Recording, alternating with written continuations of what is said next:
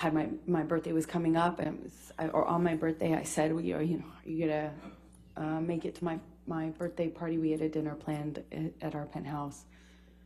I said it would be important for me if you made it. Objection, hearsay. Not offered to prove the truth of the matter asserted. Thank you. And he told me at some point that day that he had scheduled a business meeting or a money meeting, I think he said, maybe, 7, which is around the time my birthday was planned for. It might have been planned for 8 p.m. He, of course, once my party was starting, he wasn't there. Texted me at some point to let me know that he was going to make it, but that he was running late. And that continued throughout my party. We finished dinner, and when we were cleaning up and kind of everyone was delaying leaving because we were waiting to give him an opportunity to show up before everyone left. And he let me know he was there.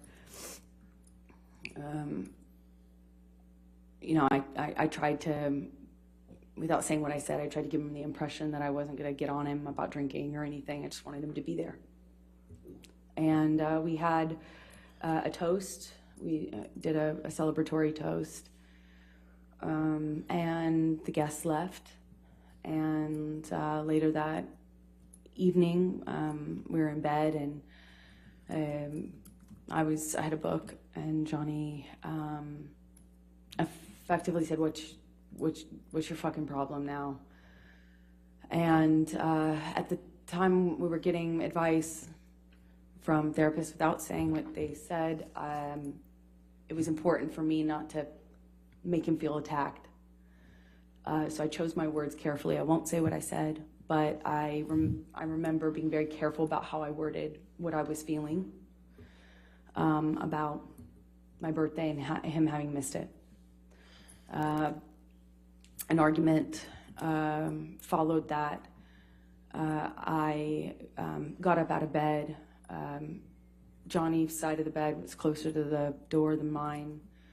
I remember him blocking the door, blocking me to get out, and kind of shoving me down, and we had a verbal argument, and then that became a shoving match. I tried to shove him back.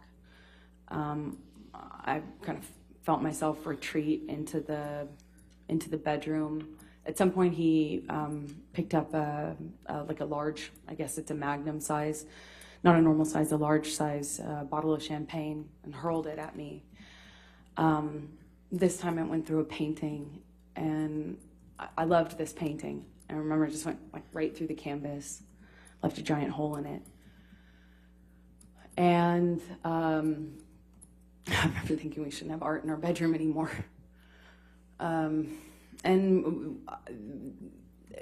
the fight continued into the salon area, which was outside of our bedroom at the top of the stairs. Johnny picked up my phone. I don't know why. I don't remember what he was saying when he did it, but he picked up my phone and threw it out of the open window of the salon area out onto the street, out onto the downtown street that this window overlooked. In that moment, I went, oh, no, you don't. I saw his on the countertop and picked it up and threw his immediately, like 2 seconds later. I didn't want to be stranded this time alone, meaning I didn't want to be the only one stranded without a phone, which had happened to me already several times before this from Johnny. So I picked up his phone, threw it as well. And I said that I wanted to go stay somewhere else for the evening. I left that room, went into the office. We were still screaming names at each other and screaming at each other. And I walk around the side of his desk, and the next thing I know, he has me by the hair, and he pulls me down, kind of, I hit the side of the desk. I remember things flying off of the side of the desk that I hit with my body. I remember trying to fight him off of me. At some point, we're back in my main bedroom, and I believe I was getting my toothbrush out of that bathroom, and when I came out, we had another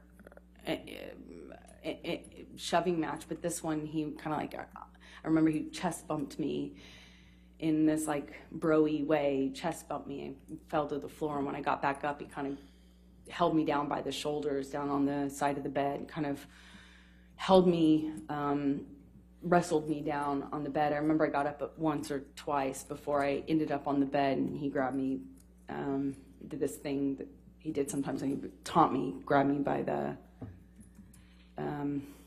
pubic bone, pubic area. Just as best I can describe it is he kind of just pushed me down, held me down by it, and kind of pulled me into it, and he was asking me, kind of taunting me, asking me if I thought I was so fucking tough. You think you're such a fucking tough guy, huh? Are you so tough now? Look who's so tough. You want to be a man? Tough like a man now? That happened for a bit of time. I'm not quite sure. I think at some point he left. I remember at some point shortly after that, I remember he was still in the apartment when this happened, but I remember kind of collapsing on the floor and being exhausted. It's just, I remember feeling exhausted and crying and kind of throwing in the towel, if you will. I remember saying to him, just, can we not fight like this? Like, can we start over? Is there anything that we can do? Like, this is really messed up, but can we just not do this, please? Can we stop doing this? Just don't leave. It's my birthday. Let's just call it couch. Let's call it truce and not have it end like this. I don't want to have it end like this. I was just so tired and hurt. And I remember crying and feeling ridiculous that after this I would be crying and saying these things. I'm embarrassed saying it now. He responded cruelly. He told me it's what I fucking deserve, and that I'd wake up alone, and that no one would ever love me because all of this, pointing to my face or body, all of this was going to go away. No one would ever love me. My tits sag, no one would ever love me, and I better get used to waking up alone. And he said this was all my fault and what I asked for. And he left. I heard him come back in the downstairs. You know, you can hear the door slam. I remember hearing it open and thinking, oh God, is this going to happen again? What's going on now? And then shortly after, I kind of peeked around to the top of the stairs where you can kind of peer into the lower level. And I just see him briefly, momentarily, and he just screams at me, happy fucking birthday, and stormed out. At some point, I walked downstairs and saw that he had also left me a note to that effect. How did he leave a note for you? It was written on a piece of paper as best I can recall, but I'm not sure. And so then the next day, what did you do? I texted, actually, well, I can't say what I texted. I woke up that morning, the morning of my 30th birthday, and I woke up to my best friend crawling in bed with me and putting her arms around me. And I remember wondering how she walked in, because there was a lot of glass on the floor. There's lots of glass. And she put her arms around me and showed me a birthday video that all of my friends, my childhood friends, all of my loved ones made. Of course, stupidly, the first thing I asked her is why Johnny wasn't in the video, because it had been recorded before. It had been recorded sometime before it was clear.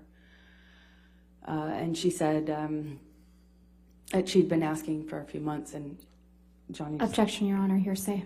I offered to prove the truth. All right, I'll overrule. Go ahead.